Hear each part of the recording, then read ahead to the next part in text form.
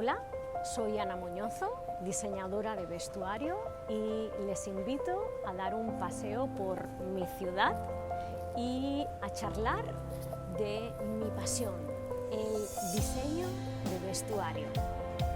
Acompáñenme. En este paseo nosotros vamos a hacer varias paradas. La primera parada será en la recreación del vestuario de época. Haremos otra parada en los colores y por último haremos una parada en la inteligencia artificial. Vamos hacia la primera parada, el diseño de época.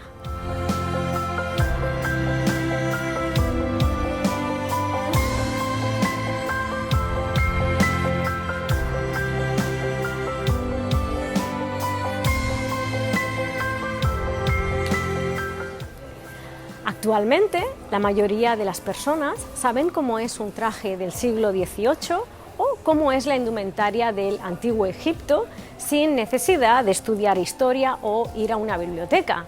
Esto es gracias al excelente trabajo que hicieron nuestros antecesores, que durante décadas y décadas hicieron un trabajo excelente y informaron a la mayoría de la sociedad. Así que actualmente las diseñadoras de vestuario tenemos responsabilidad porque tenemos que hacer un trabajo con una información correcta.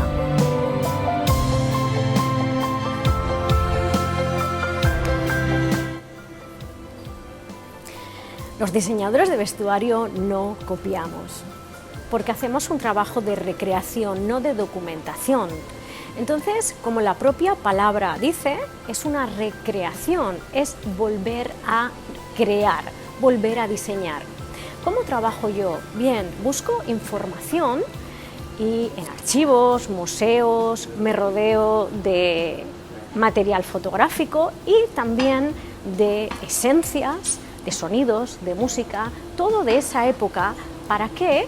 Para hacer el diseño envuelta en esa época, y de esa manera puedo sentir todo ese periodo, pero diseñando desde mi momento. Así que los diseñadores de vestuario no copiamos.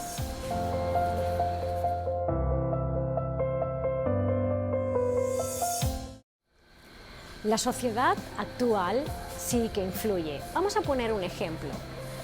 Película de Cleopatra, 1963, protagonizada por Elizabeth Taylor.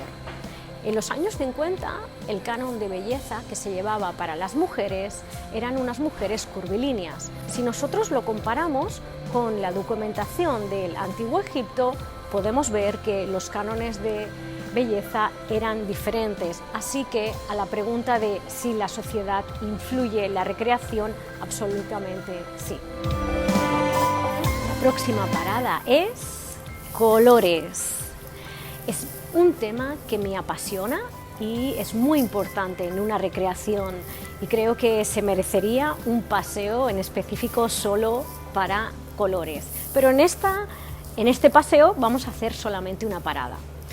Bien, cuando nosotros hacemos una recreación, ¿verdad que ustedes ven a los actores, pero no ven solo a los actores con los trajes, sino que ven a los actores en un entorno y con una iluminación?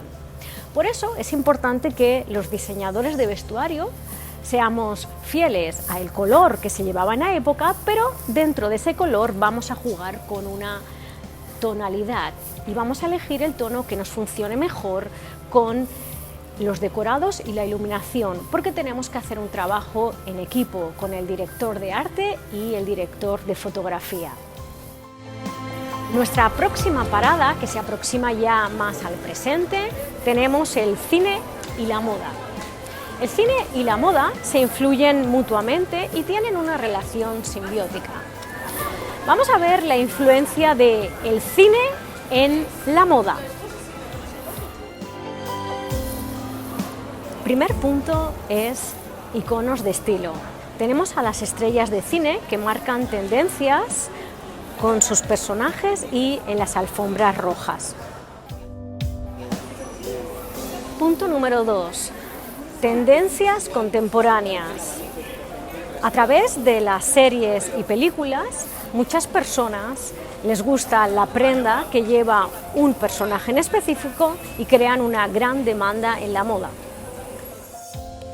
Punto número 3. Periodos históricos. Tienen un impacto significativo en la moda. Por ejemplo, la película de Annie Hall, la que interpreta Diane Keaton.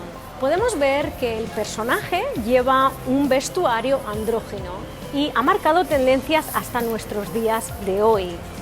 Continuamos con la película de Pretty Woman, con un vestido icónico, ese vestido rojo que simbolizaba elegancia y empoderamiento y marcó tendencia durante los años 90.